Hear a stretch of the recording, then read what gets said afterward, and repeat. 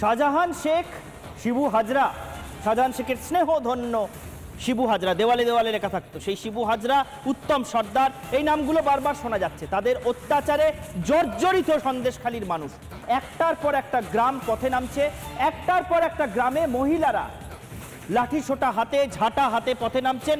আগুন লাগছে, আগুন জ্বলছে বিভিন্ন জায়গায়, কখনো আলা ঘরে আগুন ধরিয়ে দেওয়া হচ্ছে, বিক্ষোভের আগুন, কখনো পোলট্রি ফার্মে আগুন জ্বলছে, কখনো রাস্তায় বিক্ষোভের আগুন জ্বলছে। রাস্তায় গাছের শুকনো ডালপালা জড়ো করে আগুন লাগিয়ে দিচ্ছেন বিক্ষোভকারীরা। তুমুল বিক্ষোভে জ্বলছে বেশ কয়েক সপ্তাহ ধরে সন্দেশখালী। কিন্তু বেশ কয়েক সপ্তাহ ধরে সন্দেশখালী যখন জ্বলছে, এই স্বতঃস্ফূর্ত বিক্ষোভ যখন সন্দেশখালীর মাটিতে দেখা যাচ্ছে এবং সেই বিক্ষোভকে সর্বশক্তি দিয়ে বন্ধ করার চেষ্টা করেও, দমন করার চেষ্টা করেও যখন রাজ্যের পুলিশ প্রশাসন পারছে না, তখন রাজ্যের মুখ্যমন্ত্রী কি সাফাই দিচ্ছেন? রাজ্যের মুখ্যমন্ত্রী বহিরাগত তত্ত্ব খাড়া করছিলেন। কেন এই বহিরাগত তত্ত্বের অবতারণা করছি সেটা একটু পরেই আরো স্পষ্ট করে বুঝিয়ে দেব, কারণ আজকে আমরা অন্য বহিরাগতদের ছবি আবার দেখলাম, কিন্তু মুখ্যমন্ত্রী সে সময় বহিরাগত তত্ত্ব খাড়া করে সন্দেশখালীর বিক্ষোভ সম্পর্কে কি বলছিলেন আরেকবার মনে করিয়ে দিই, আরেকবার শুনবো মুখ্যমন্ত্রী কি বলেছিলেন। পুলিশেরও একটা মহিলা টিম আছে, ঘরে ঘরে যাচ্ছে কার কি অভিযোগ শুনতে, শুনে এসে রিপোর্ট করার পর যদি কারো প্রবলেম থাকে সেটা নিয়ে নিশ্চয়ই আমরা কাজ করব। স্টেট কমিশন পাঠিয়েছি, আমাদের অ্যাডমিনিস্ট্রেশন পাঠিয়েছি, 17 জনকে অ্যারেস্ট করা হয়েছে। এবং আপনারা দেখেছেন যারা মুখে মাস্ক পরে পরে ছবি তুলছে, ধরাও পড়েছে বিজেপির কর্মী, কিভাবে তারা বাইরে থেকে নিয়ে এসে একটা এলাকাকে অশান্ত করার চেষ্টা করেছে। মুখ্যমন্ত্রী বিধানসভায় দাঁড়িয়ে সেদিন কি বলেছিলেন এই বহিরাগত তত্ত্ব নিয়ে আমরা শুনলাম, কিন্তু একটাই প্রশ্ন সামনে আসে। আমরা দেখেছি ইদানিংকালে যেভাবে বারবার বিরোধী দলনেতা হন বা প্রদেশ কংগ্রেস সভাপতি হন, আজকের দিনে দাঁড়িয়ে বাম নেত্রী, সিপিআইএম নেত্রী মীনাক্ষী মুখোপাধ্যায় হন, তাদেরকে কিভাবে বাধা দেওয়া হয়েছে। সন্দেশখালীতে ঢুকতে দেওয়া যাবে না। কেন দেওয়া যাবে না ঢুকতে? তার কারণে সেখানে কারণ দেখানো হয়েছে প্রশাসনের তরফ থেকে, তারা যদি ঢুকে আসেন, রাজনৈতিক দলের নেতা নেত্রীরা যদি ঢুকে আসেন, তাহলে নাকি সন্দেশখালীর পরিস্থিতি আরও উত্তপ্ত হতে পারে। আচ্ছা ঠিক আছে, মেনে নিলাম, শান্তি প্রতিষ্ঠার লক্ষ্যে প্রশাসন এই কাজ করছে। তাহলে এই যে হাতে তৃণমূলের পতাকা নিয়ে যারা দলে দলে শয়ে শয়ে লোক ঢুকে আসছে, তারা ঢুকে এলে অবাধে ঢুকতে পারে তারা, তাহলে সেক্ষেত্রে তৃণমূলের লোকজন যদি যায় সন্দেশখালীতে, তাহলে একেবারেই কোনো রকম অসুবিধা থাকে না, তাহলে উত্তেজনা সৃষ্টি হওয়ার কোনো জায়গা থাকে না, সন্দেশখালী একেবারে শান্ত হয়ে যায়। এটাই কি বলতে চাইছেন প্রশাসনের লোকজন? এবং সবথেকে বড় কথা, এই কথাগুলো কি আর দেখতে পাচ্ছেন না, এই বিষয়গুলো, এই ছবিগুলো কি আর দেখতে পাচ্ছেন না রাজ্যের মুখ্যমন্ত্রী, যিনি সেই দিন দাঁড়িয়ে সন্দেশখালীর মাটি মানুষ, তার কথাতেই যারা তার ভোটার, তাদেরকে উদ্দেশ্য করেই কোথাও গিয়ে হয়তো বলে দিয়েছিলেন যে তারা বহিরাগত। আজকে কি বহিরাগতদের চোখে পড়ছে না? দেখুন সেই ছবিটা। ভাই তোমরা কোথায় যাচ্ছ? ভাই কোনো সভা আছে? ভাই ভাই তোমাদের কোনো সভা আছে? কোনো সভা আছে? হাতে পতাকা দেখতে পাচ্ছি, কোথায় যাচ্ছ ভাই? কোথায় যাচ্ছ ভাই? কোথায় যাচ্ছ? সন্দেশখালী ওপরে মিটিং আছে। একাধিক তৃণমূল কর্মীরা তারা এই মুহূর্তে কিন্তু সন্দেশখালীর উদ্দেশ্যে যাচ্ছেন, অন্তত এমনটাই তারা দাবি করছেন।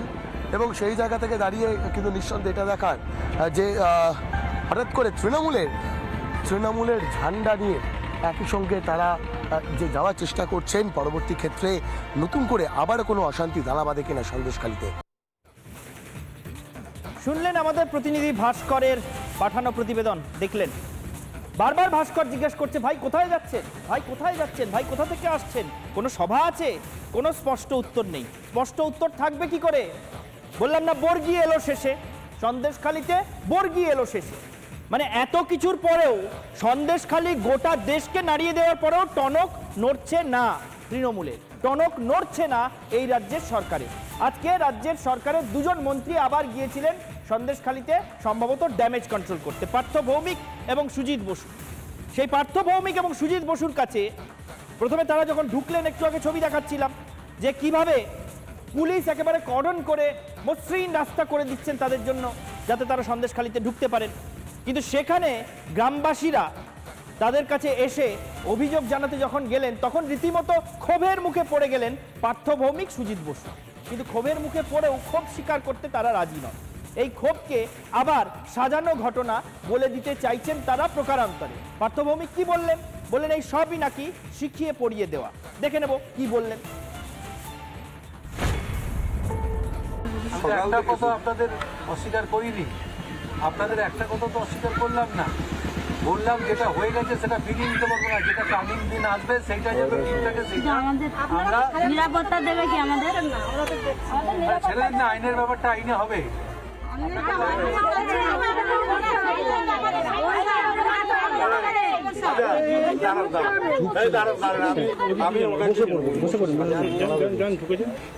কেউ শিখিয়ে দিয়েছে, আমি এটা বলছি।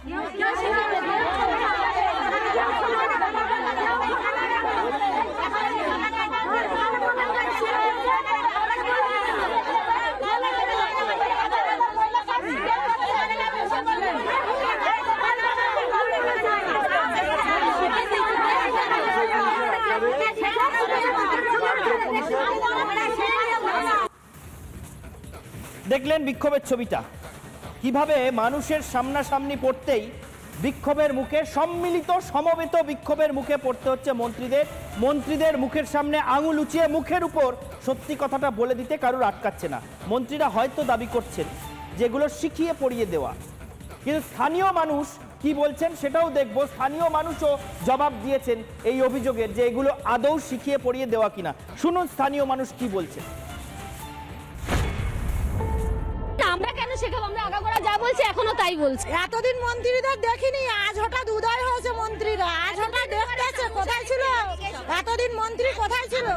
বললো যে তোমাদের জমি ফিরিয়ে দিলাম, আর তো কোনো কথা উত্তর দিল না। তা আমাদের যদি না নিরাপত্তা রাখে তা আমরা জমির মাটি দিয়ে কামড়ে কামড়ে খাবো? হ্যাঁ, আমাদের কাছে নিরাপত্তা তো দরকার, তবে তো আমরা জমির মাটি কামড়ে খাবো। মন্ত্রী হয়ে এই কথা বলেন কি করে যে আমাদেরকে শিখিয়ে দিয়েছে? তাহলে উপরে বসে বসে এত কিছু কি দেখে? পার্থ বাবুকেই মনে হচ্ছে উপরের লোক শিখিয়ে পড়িয়ে আমাদের কাছে পাঠিয়েছে, যার জন্য উনি আমাদেরকে একটা পদে থাকা সত্ত্বেও বলতে পারেন যে আমরা এখানকার গ্রামবাসী, আমাদেরকে বলছে শিখিয়ে বলা হয়েছে। কোনো অভিযোগ শোনা হয়নি, আমরা নিজেদের জন্য এসেছি। আজকে উনি আমাদের বলছেন আমাদের বাইরে থেকে শিখিয়ে পাঠিয়েছে। কারা শিখাবে? আমরা তো মহিলারা নিজেদের সম্মান নিয়ে লড়ছি। রাতের পর রাত ঘুমোতে পারছি না, খেতে পারছি না, কোনো নিরাপত্তা নেই আমাদের এখানে। সন্দেশখালীর মা বোনেদের উদ্দেশ্যে যাই বলুন না কেন পার্থ ভৌমিক, সেচ মন্ত্রী, তিনি যতই বলুন না কেন, এরা আসলে তাদেরকে শিখিয়ে পড়িয়ে পাঠানো হয়েছে বলে তারা অভিযোগ করছে। কিন্তু সেই মা বোনেরা, সেই দিদিরা, তারা বলছেন বোধহয় পার্থ ভৌমিকদেরই কেউ শিখিয়ে পড়িয়ে পাঠিয়েছে, শেখানো বলি বলছে তারা, এটা বলার জন্য। আমরা দেখতে পাচ্ছি দিনের পর দিন, আজকে যেরকম জোড়া মন্ত্রী গেলেন, এরকমভাবেই মন্ত্রীরা যাচ্ছেন, কখনো পুলিশের বড় কর্তারা যাচ্ছেন। কিন্তু আদতে সন্দেশখালী কি পাচ্ছে? তারা তো চাইছেন শেখ শাহজাহানকে গ্রেফতার করা হোক। সেই প্রশ্নের উত্তরে ঢোক গিলছেন রাজ্যের সেচ মন্ত্রী পার্থ ভৌমিক। তিনি বলছেন তিনি কি করে বলবেন, তা জানে তো প্রশাসন। আচ্ছা পার্থবাবু, আপনি এটা যখন বলছেন তখন কি একবারও ভেবে দেখেছেন আপনি তো রাজ্য মন্ত্রিসভার একজন অংশ, আপনি একজন মন্ত্রী, তাহলে কি আপনি প্রশাসনের অংশ নন? শুধু তাই নয়, আপনারা যদি একটু দেখেন খতিয়ে, তাহলে দেখবেন শেখ শাহজাহানের কুকীর্তির জন্য, আমি আবার বলছি শেখ শাহজাহানের কুকীর্তির জন্য সেখানকার মায়েদের কাছে গিয়ে সেচ মন্ত্রী একেবারে নিজে হাত ধরে ক্ষমাও পর্যন্ত চাইলেন। দেখুন সেই ছবি। শেখ শাহজাহান কি গ্রেফতার হবে পার্থরা কি বলবেন? বাবা এটা প্রশাসনকে জিজ্ঞেস করুন। ঠিক আছে। শেখ শাহজাহান কি গ্রেফতার হবে পার্থরা কি বলবেন? বাবা এটা প্রশাসনকে জিজ্ঞেস করুন। অভিযোগ ছিল সেই জমি কোনো সমস্যা হবে না বলে গিয়েছিলাম আগের দিন। মন্ত্রীরা এসছেন, সুজিত দা, পার্থ দা দুজনেই এসছেন আপনাদের কাছে।